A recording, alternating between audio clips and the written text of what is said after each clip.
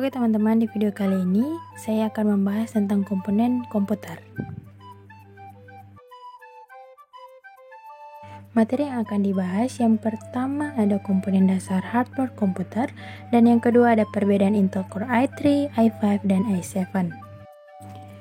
Materi yang pertama yaitu komponen dasar hardware, di mana PC yang baik agar dapat berfungsi dengan normal setidaknya terdiri dari perangkat keras komputer.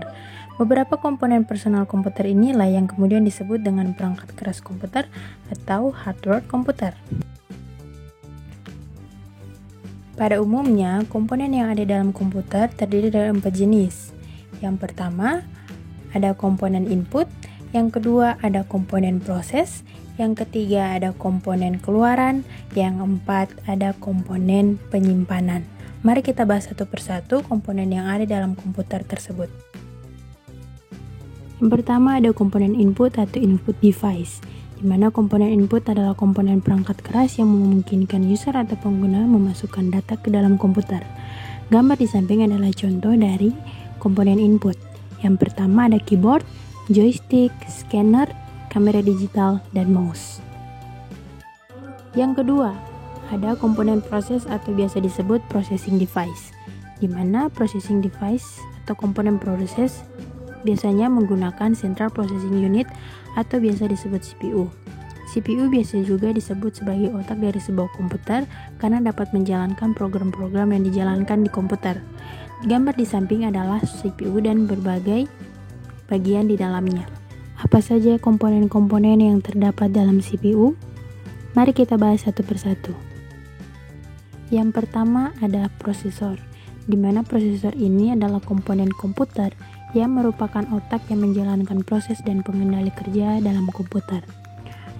Intel adalah salah satu jenis prosesor. Generasi terbaru dari Intel yaitu i3, i5, i7. Apa saja perbedaan dari i3, i5, dan i7? Nanti kita bahas di materi selanjutnya ya. Selanjutnya ada motherboard, di mana motherboard ini adalah papan utama yang digunakan untuk meletakkan dan menghubungkan komponen-komponen komputer. Banyak sekali bagian-bagian di dalam motherboard ini. Saya ambil contoh beberapa bagian-bagian motherboard. Yang pertama ada baterai CMOS, yang kedua ada slot prosesor, yang ketiga ada slot memori, dan masih banyak lagi. Selanjutnya ada power supply, di mana power supply ini adalah salah satu hardware di dalam perangkat komputer yang berperan untuk memberikan suplai daya untuk mendistribusikan arus listrik ke komputer. Biasanya kalau tidak ada power supply ini, komputer tidak akan bisa menyala. Setelah power supply ada yang keempat yaitu VGA card, di mana VGA card ini atau video graphic adapter adalah sebuah perangkat keras yang berfungsi untuk mengolah data grafik yang akan ditampilkan oleh monitor, biasanya berupa video-video. Selanjutnya ada sound card, di mana sound card ini adalah salah satu perangkat keras komputer yang fungsi utamanya sebagai pengolah data untuk audio dan suara. Oke, setelah tadi ada komponen input dan komponen proses, sekarang ada komponen output, di mana komponen output dapat diartikan sebagai perangkat yang berfungsi menyampaikan sesuatu informasi berupa keluaran. Gambar di samping adalah contoh dari beberapa komponen output. Yang pertama misalnya speaker, ada monitor, headphone, printer, projector, dan plotter. Yang keempat ada komponen penyimpanan atau storage device.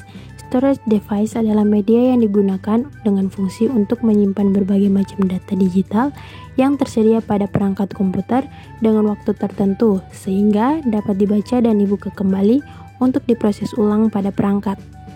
Ada beberapa contoh dari komponen penyimpanan ini. Contoh yang pertama ada floppy disk atau disket, yang kedua ada RAM, ada flash disk, dan ada memory card, dan ada masih banyak lagi. Nah, di materi yang kedua ini kita akan membahas perbedaan antara Intel Core i3, i5, dan i7, di mana mereka bertiga ini adalah prosesor generasi terbaru yang dikeluarkan oleh Intel. Oke, yang pertama di sini adalah Intel Core i3, di mana Intel Core i3 ini belum mendukung adanya teknologi hyperthreading. Hyperthreading adalah teknologi yang mampu bekerja secara multiproses.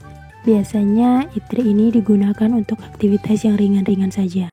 Di i3 ini sudah terdapat 2 core dan juga sudah terdapat turbo boost yang berfungsi untuk meningkatkan kecepatan.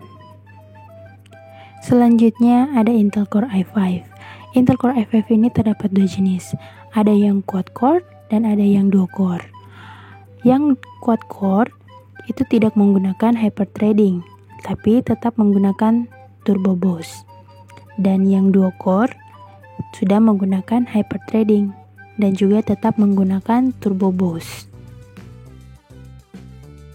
Dan yang terakhir ada Intel Core i7, di mana Intel Core i7 ini sudah mendukung teknologi hyperthreading dan juga sudah memiliki quad core atau 4 core dan juga turbo boost. Oke, jadi itu adalah materi yang saya sampaikan. Semoga bermanfaat dan thank you for watching.